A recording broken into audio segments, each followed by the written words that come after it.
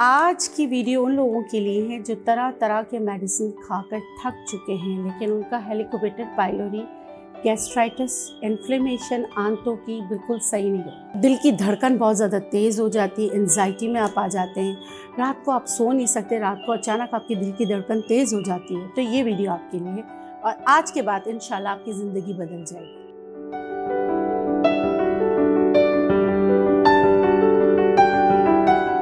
बिस्मिल्लाहिर्रहमानिर्रहीम, अस्सलाम वालेकुम। इस उम्मीद के साथ मेरी सोशल मीडिया फैमिली खैरियत से होगी। मैं हूं नेचुरोपैथ डॉक्टर बिल्किस।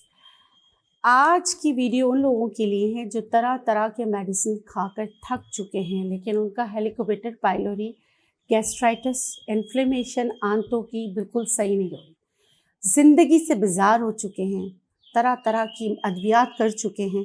अगर आप उनमें से हैं, आपको एसिड रिफ्लेक्स होते, घबराहट होती है, ये दिल की धड़कन बहुत ज़्यादा तेज़ हो जाती है, एंजाइटी में आप आ जाते हैं, रात को आप सो नहीं सकते, रात को अचानक आपकी दिल की धड़कन तेज़ हो जाती है। तो ये वीडियो आपके लिए है और आज के बाद इंशाल्लाह आपकी ज़िंदगी बदल जाएगी।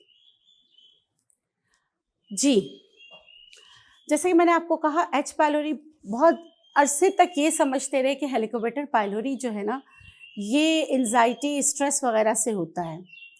लेकिन भला हो एक उस डॉक्टर का जिसने अपनी जान जोखों में डालकर वो बैक्टीरिया उसने पिया और लोगों को बताया कि नहीं, हेलिकोबैक्टर पाइलोरी जो है वो बैक्टीरियल इन्फेक्शन है।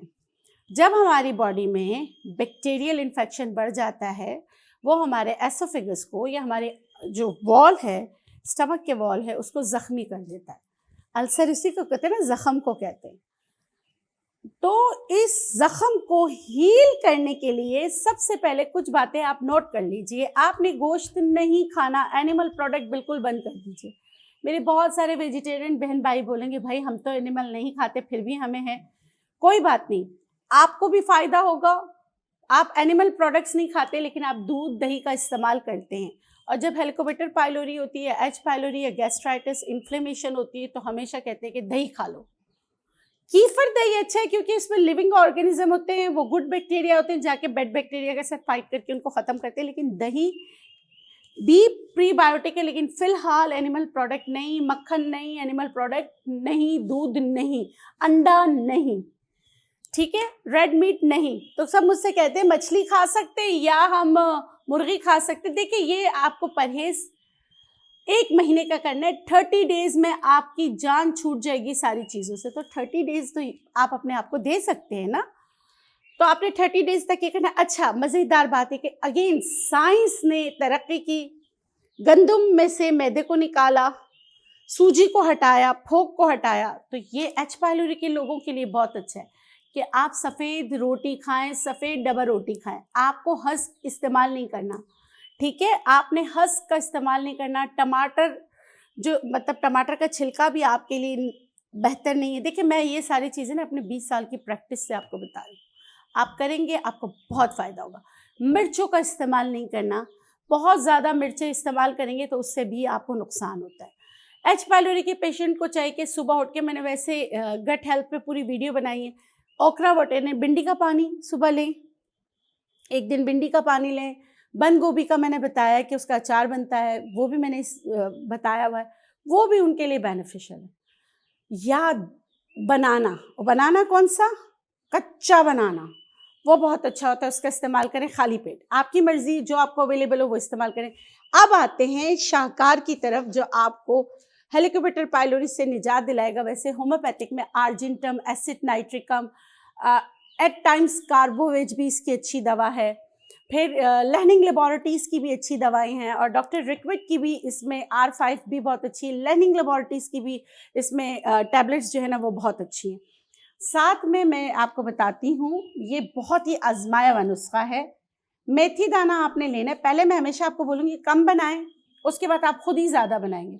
मेथी दाना अगर आप लेते हैं 50 ग्राम, सौंफ आप लेते हैं 50 ग्राम, तो इसमें 20 ग्राम आपने लेना है छोटी इलायची।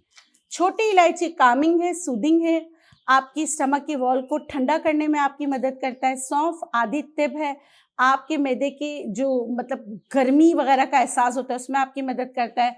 और मेथी दाना क्या करता है भाई, मेथी दाना फोलेट का खजाना है, फॉलिक एसिड। और जब ये मतलब इसको अगर पानी में आप भिगोएंगे ना तो ये फूल जाता है, तो ये एक लेयर ले आता है। मुंह में जिनको छाले होते हैं उनके लिए मेथी का पानी बहुत ही बेहतरीन है। इसमें फोलेट की पूरी रेंज है, बहुत ही ज़बरदस्त है। तो ये तीनों का कॉम्बो आप बनाएं। जो मैंने आपको क्या बताया रेशियो, 50 ग्राम 50 ग्राम और छोटी इलायची 20 ग्राम। जब आप इसको ब्लेंड करेंगे ना तो इसकी ये शक्ल निकल आएगी। इतनी प्यारी इसमें खुशबू होती है। अगर ये मतलब पूरा ब्लेंड नहीं है, मतलब मोटा मोटा कूटा हुआ है, बहुत सही, अच्छा है, मोटा मोटा कूटे, बहुत ज़्यादा ब्लेंड नहीं करें। आप बहुत तकलीफ में है ना, आप इसमें से ये देखें 1 चम्मच आपने डाला, उसमें आप पानी डाल के इसको भिगो दें।